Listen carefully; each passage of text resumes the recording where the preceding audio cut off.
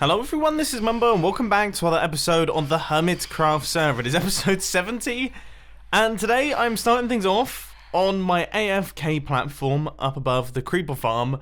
But to be honest with you, I don't actually think I'm spawning any creepers. I seem to be spawning phantoms mainly at this point in time. Look how many there are.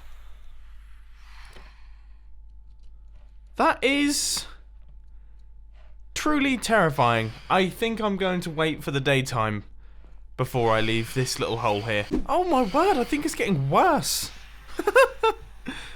And there's one other person online. Imagine if I was alone. Anyway, I finally managed to escape that absolute mayhem there. And we managed to get this much gunpowder. I think that's good.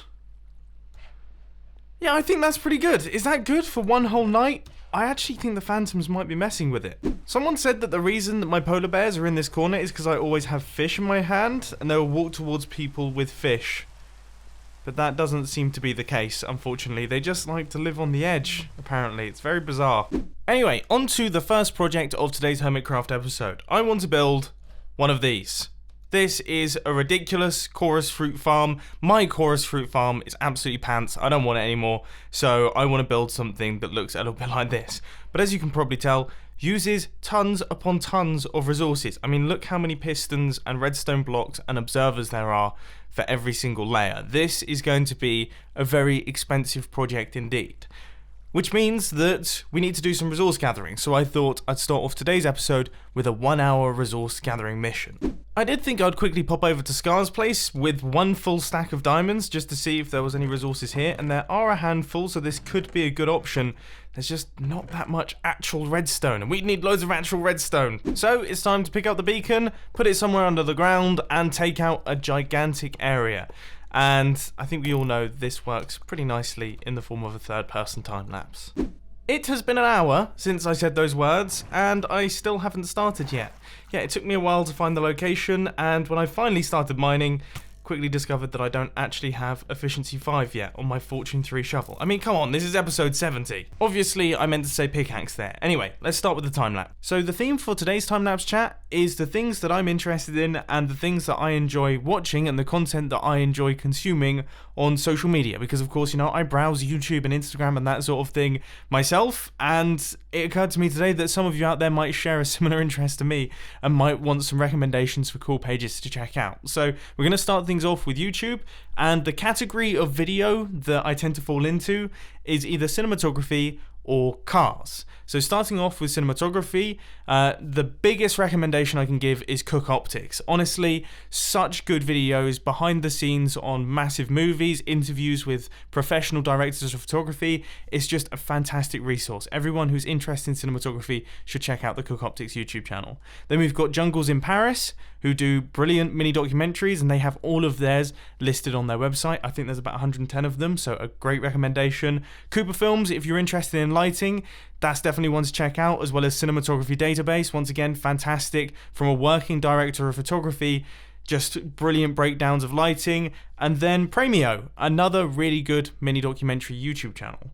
Then moving over to cars, of course, we've got Petrolicious. How could I not feature Petrolicious? Mini documentaries about classic cars. It's like a combination of my two favorite things. And the same thing goes for Patina and Influx. I would say they all fall into that category of just making beautiful car videos. And then if you're interested in the slightly more nerdy side of cars and just engineering and the mechanics of it, then Project Binky by Bad Obsession Motorsport is definitely the one for you. It's just an engineer's dream. It's beautiful to watch these guys work out solutions to ridiculous problems. It's amazing.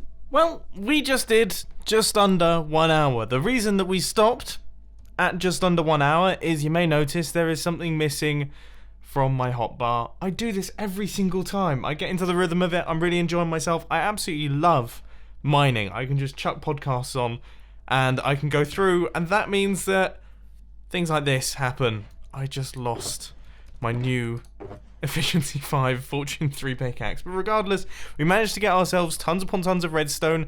That was kind of the point of this. I think that's about 2 stacks of blocked. Obviously, I am also going to buy all of the redstone in Scar's store as well. But a bonus is that we actually managed to get ourselves 43 diamonds. So this mining session has kind of paid for all of the resources that we're actually going to be buying. It's pretty good. I should do this more often. And an added bonus is that we also got tons upon tons of cobblestone, because of course I was using a fortune pickaxe, which is going to be very handy for crafting up all of the pistons. Okay, I'm feeling good about this. Now I will just say, my original plan wasn't actually to build this in today's Hermitcraft episode, but I think I might make a start. And this is what, well, 40 diamonds has got me. 3 stacks of pistons and a bunch of stacks of observers, and also a few redstone blocks. I don't think that we really need much else. Because if we actually look at each one of these layers, so this is just one slice of the farm, you can see that it involves 4 observers in total, so these 3, and then this one, so 4 observers, then 1, 2, 3, 4, 5, 6 pistons, and then 2 redstone blocks. There's no other redstone components involved.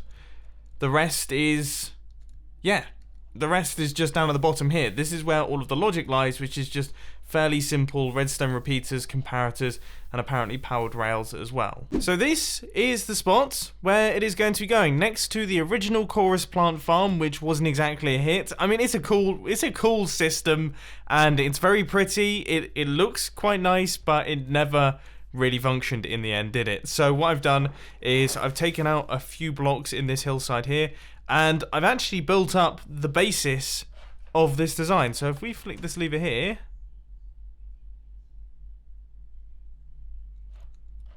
that was meant to do something. Maybe this has to be in subtract mode. Yeah, okay. That does it. And already I'm quite terrified.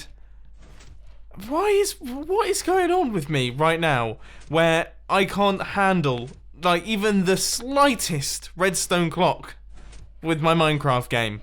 It just seems to turn into a PowerPoint presentation almost instantaneously. It's bizarre. I mean, imagine what this thing's gonna look like when we actually get all of the pistons in place.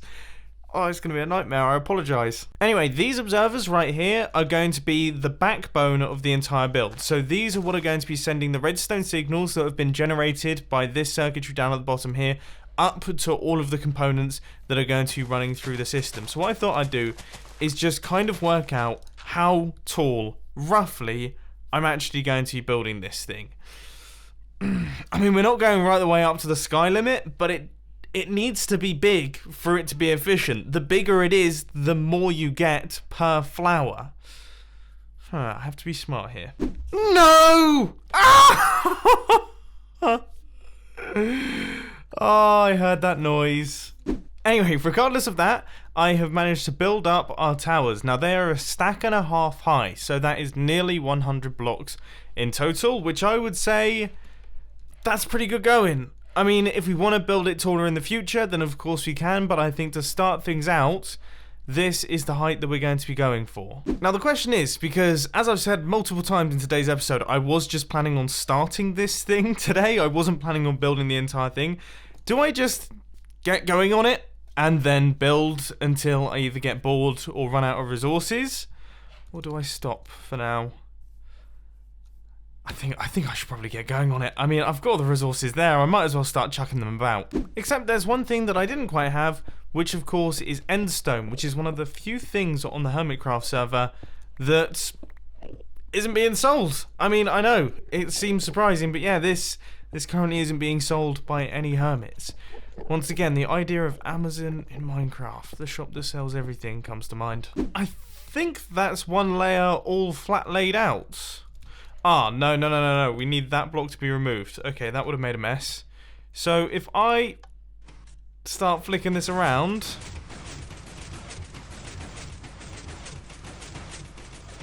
that seems like it's doing the correct thing.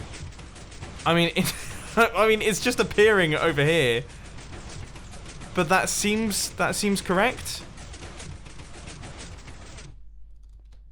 So I guess now we have to repeat this about a gazillion times over. Another thing that we also have to do is have these drop-through holes as well. I don't exactly know what they're for. I imagine it's because occasionally chorus plants kind of drop through. So that probably stops those from being lost. But it also makes life, in theory, a little bit easier for building, because otherwise we're going to have to be scaffolding everywhere. Look at this, guys. I am flying. Ready? So that's that. Then we get this one in. We have to place in a block there. Then we get a sticky piston there. Then we leave that for the second. We get this set up in. Block next to this one. Observer on the back side of that. Then we place in a block there, because it needs to be there, and a sticky piston there. Fill in this block, and that's it. Layer completed.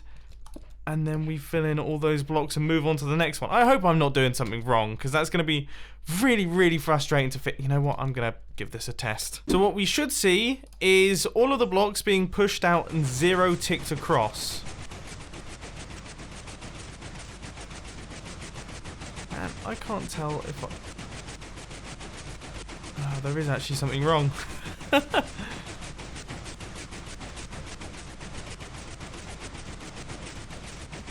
What's that all about? Ah.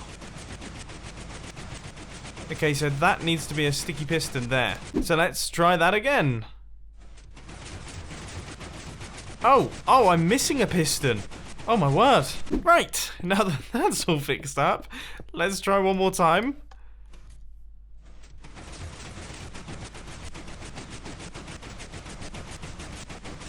That one still looks like it's not working. All the other ones look like they are working, but there's definitely something wrong with this one. Regardless, I think we can feel good about this. I mean, it seems like we're doing okay. I really wasn't doing okay. I really built something wrong. But now that I've finally managed to get that thing fixed, I think it's probably a wise move to actually build some of the other half, just so that we can get some preliminary tests in place and actually try it out with a chorus fruit just up to this height before we start expanding it right the way up to the maximum height and then realise that actually it's not functioning properly. That would probably be the wise way to do things. For some reason, no matter what I do, I cannot get the same rhythm that I had going on this side as I have going for this side. I just can't do it. I'm trying my hardest to be as fast and it just isn't happening. Here comes the moment of truth. This is when we find out. Okay, so let's... It looks like a mess to me. I don't really fully understand how this whole thing works, but I'm going to give it a go. That was my attempt, but I realised that I'm actually hungry, so instead I ate food. Let's just see if I can even get... That seemed like it disappeared to me. That seemed like it disappeared to me.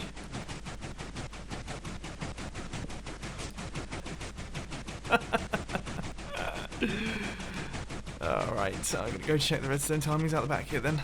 Good news! One of my timings was slightly off. So, that could help. Doing that didn't. In fact, it broke the entire system. Shouldn't really change the timings while it's running. But eventually, we got there once again. And now, that looks like a fluid... That looks like it's fluid from the bottom right the way to the top. So let's have a look. And that's all we can do.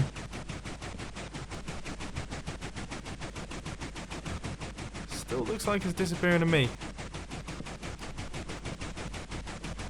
Don't know about you guys, but I think there's a chance that this isn't really one for servers.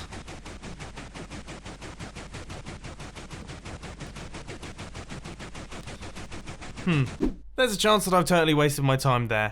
Technical people, let me know down in the comment section. I'm going to move on from this thing and potentially give up on chorus fruit in general. I hate this stuff. So while I was building that, Iskal was putting some messages in the chat, just letting everyone know that he's built a ridiculous farm. I mean, it sounds completely bonkers. You guys will have to check out Iskal's videos of that. I believe he's also streaming the process as well, but it's totally bonkers. And he needs 50,000 buttons for it. 50,000, which is a lot of buttons. And he just does not have the stone for it. I think it's something like 29 shulker boxes in total. So what I thought I'd do to wrap things up in today's episode is not only am I going to give him all my stone here, which I actually have a decent quantity of it, but I think I'm also going to go on a bit of a mining session for him too. The only thing is, I am kind of mildly terrified that I'm going to destroy my last good pickaxe. I mean, I lost my fortune once, we're going to have to get another one of those. But I have a feeling that this one's going to go during this mining session too. Someone really needs to create a mod that just does like a ding or something to let you know that you've only got 10 uses left in your pickaxe or something like that. That would be amazing. Anyway, here we are again. I never actually removed the beacon, so that's incredibly handy. Let's do this. I'm going to sesh this for 1 hour. Hopefully we can fill in all of these shulker boxes. Now, I thought this would work well in the form of a third-person time-lapse, and I thought during this I'd give you a few more recommendations. So, other things that I enjoy is, of course, podcasts. In fact, I listen to podcasts while I'm making these videos. I probably consume that the most out of all content on the internet. And I kind of go between 3 podcasts: Joe Rogan for interesting guests, Fighter and the Kid for just pure silliness, Radio Labs if I actually want to learn something, and then also I listen to a lot of audiobooks outside of podcasts. Instagram-wise, obviously I browse Instagram all the time. Cars, Osher.design and Workshop 77, those are the guys that are building my alpha, so I would definitely suggest checking those guys out if you want to get updates on that. Cool and Vintage, if you're interested in Land Rover Defenders, I love them, they build beautiful ones. Alphaholics, if you're interested in classic alphas, which of course I am. Petrolicious, once again, can't really beat them. They just post the most beautiful images of cars. And one of the guys that works for Petrolicious, I think he might have even been one of the founders, is Ted Gushu, who just creates just beautiful images of car-related things. Then another one of my passions is surfing. So the Deus team is a fantastic Instagram account to follow. All of their accounts, they've got loads of them. Denny Ferdhouse, who's a fantastic longboard surfer, and then Dustin Humphreys, who is the person who produces the content for the Deus pages. Just beautiful images and once again beautiful videos. In terms of cinematography and things, I would suggest the American Society of Cinematographers, but also if you watch a film and you like the way that it looks, one thing that I tend to do is just read through the credits, look for the director of photography, search for them on Instagram, and generally they have a page that not only shows off all of their work, but it also shows behind the scenes, which is always incredibly interesting for someone like me. So, I've just finished up my stone mining session. It was relatively successful. We managed to get a little bit more than I was expecting. We got, I think, nearly 12 or nearly 11 shulker boxes of stone, which should help him out, especially because he's just burned to death and he may have lost it all. Should I tell him now? Good news, though. I do have 11 shulker boxes of stone with your name on it. I don't know if that's going to make him feel any happier. He's probably pretty upset at this point in time. Oh, okay, well there we go. That's maybe put him in a good mood. We have totally run out of food though, amazingly. But yeah, I'm fresh out of it. I might actually have to eat these golden apples. Wow.